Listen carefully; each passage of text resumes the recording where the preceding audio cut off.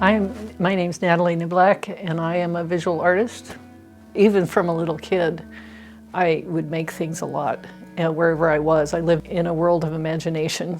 And it was just the outside world intruding on what my natural impulse was. And I finally admitted that and just went for it.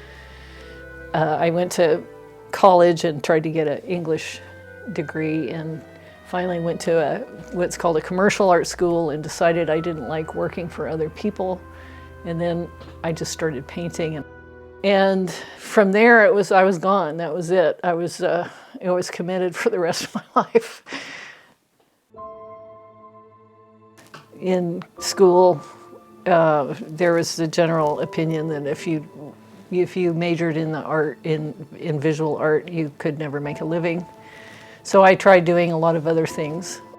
And I wasn't really caught by anything except painting and fine art. Eventually, I finally convinced myself that that was what I wanted to do, no matter what. So it took a while.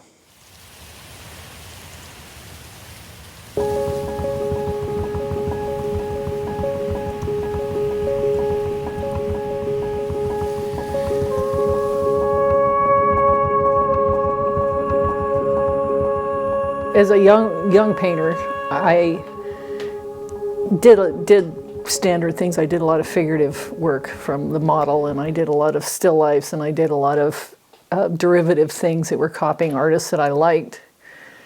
And then one day I had to, a bird landed in my property, and it was a holiday, and it had a broken wing, and I called up my neighbor who studied birds and asked him what to do about it, and he said that the best thing to do would be to kill it quickly, because it wouldn't survive anyway. And so I painted it after it was dead, and then that actually set me off in what I think of as my first work that was original. It's kind of ironic that I'm doing birds now, because that's kind of how I started. Because my neighbor, who was a bird scientist, he kept giving me birds, and I did a lot of still lifes with the birds, and that was my first real unique body of work. And then after that, I went on to other work, but I had my own voice at that point. Then in graduate school, I had to reinvent myself, so I just started doing found object work. I was in Scotland, and I would go to car boot sales and jumble sales and buy lots of toys, and I did work with toys that ended up, of course, being kind of disturbing.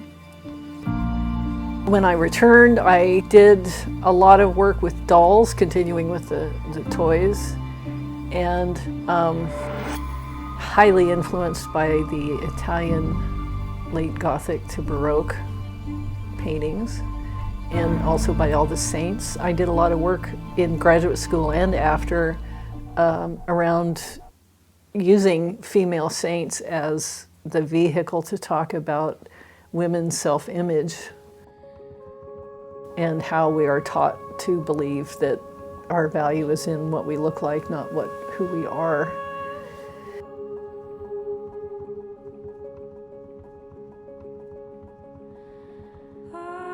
The fabric work was just the pleasure of painting was one of the main impulses of just blending paint and creating these forms and stuff. You know, I did all the doll work, and a lot of people's response to the doll was, "Ew, creepy." You know, it was like I'm talking about other things besides that. It's like I was using the dolls as avatars for human activities and as saints and gods and stuff like that. And it was very annoying that a lot of people could not get past the creepy.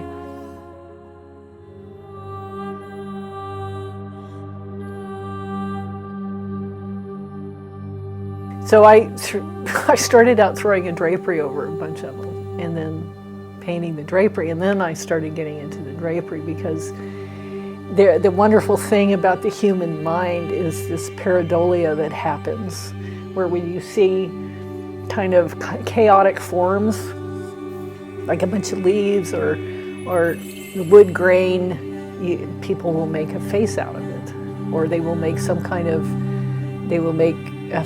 form out of it that isn't there. And I liked playing with that. I liked just making these mysterious draped forms, like what are they? I started doing these big drawings of drapery falling out of the sky into water. And there's a lot of symbolism in there with the water and the descent into the unconscious and all that kind of stuff. But the drapery, often I would get responses from people of like, why are you throwing skirts in the air and stuff like that? And I just thought it was wonderful. I mean, I want it to be whatever your mind makes it. I don't want it to be something that I made it necessarily.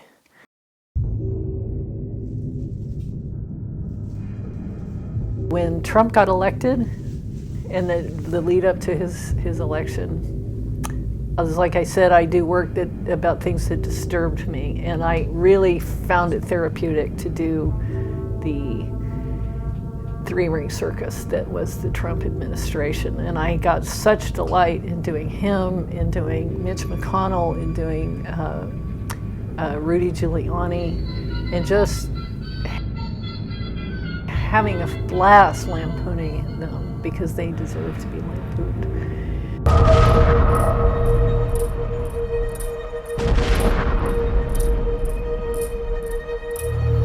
So the first paintings I did about climate change had to do with the oil trains and coal trains that went past about a mile from here. There was controversy about building a export facility at Cherry Point, and I went to a lot of those protests and I went to the meetings and all that kind of stuff. And I started doing oil train explosions, and that led to other work. Once I started looking into how many accidents happen in the oil industry with refineries exploding and pollution, that really galvanized me to continue doing a lot more work around the damage that the fossil fuel industry is doing to the climate. And then also thinking about our participation in that as consumers in the consumer society. And so in a lot of my drawings and paintings, this little guy came in, and he's a little representative of the happy little consumer. Then there was an event that happened where migratory birds were pushed further east from the west coast, and by huge fires, and then pushed on the other side by really cold weather. So the migratory birds didn't have enough food, and there were a million birds that fell from the sky at the New Mexico border.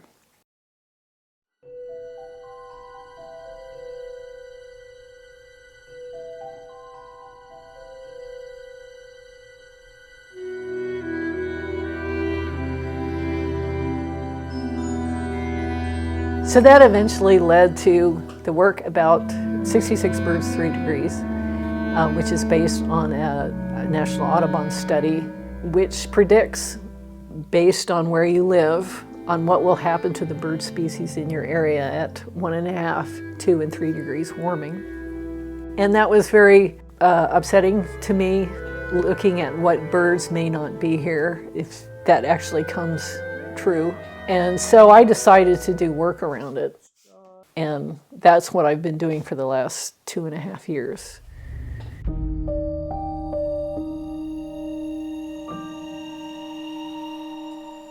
I also felt like I needed to talk more about birds that were recovering from extinction events fomented by human beings. So it feels like a more hopeful message that recovery is possible if we do the right thing. So that's kind of where I'm going with this. I'm going to keep doing what I'm doing, and I'm going to do more of it. I think doing work about climate change is so essential for my own sanity and for using it to educate other people, express to other people how much of an urgent thing this is. Yeah, until I'm senile and can't pick up a paintbrush anymore.